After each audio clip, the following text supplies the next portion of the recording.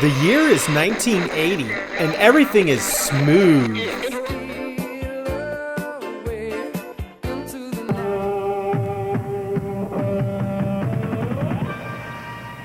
Finally, there's a four-door car that gives you more than four doors. Even if your tires are worn. At JCPenney Auto Centers, we won't steer you wrong. We will steer you to an unbelievable holiday tire sale. Now through Labor Day, we're rolling at you with an incredible sale on our... But you're here to soak up the sun. Good vibrations. Sun surfing, exciting. So you flip on the radio and kick back with your buds. What the hell? There's tar all over your best swimsuit. Where does the guy gotta go to get a new suit around here? Hey, what's up guys? Welcome back to Retro Pop Planet. Remember when seemingly every department store had a lunch counter or a cafeteria inside of them? Well, I think you'd have to be of a certain age because they started fading sometime in the 80s and 90s. Now, today's video, I would say I'm not particularly nostalgic for, but McCrory's was a store that we went to quite a lot.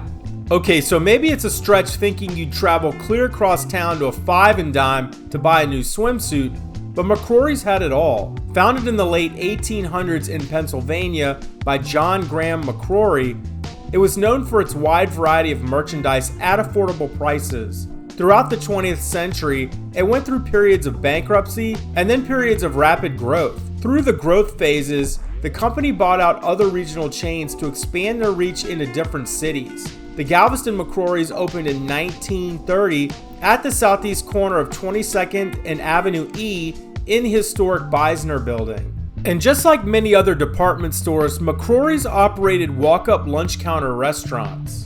And if you know Galveston, then you know this section of the city. The reason these department stores had a lunch counter inside of them is because you would do all of your shopping in the department store and then you would stop for a bite to eat and then you would go back to shopping. And a lot of times they were actually on the outskirts of the store, maybe on a corner. So if you were a working person, you would stop in for a bite to eat, you'd have a lunch counter, and then you'd go out back to work. Growing up, I did not realize the historical significance of this particular lunch counter.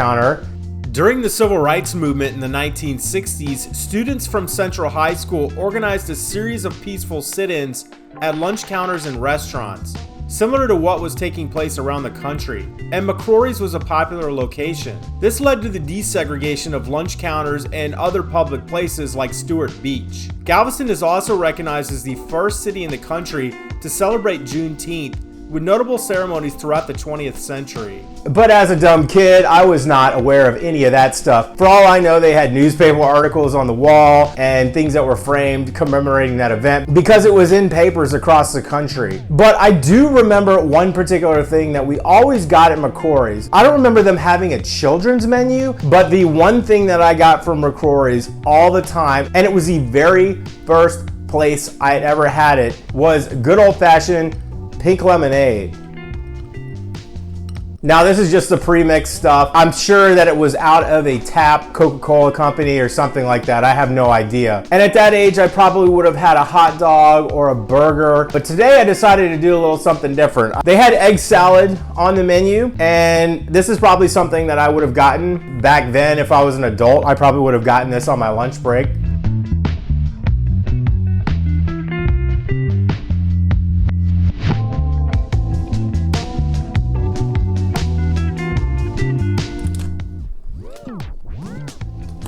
Egg salad sandwich, wonderful.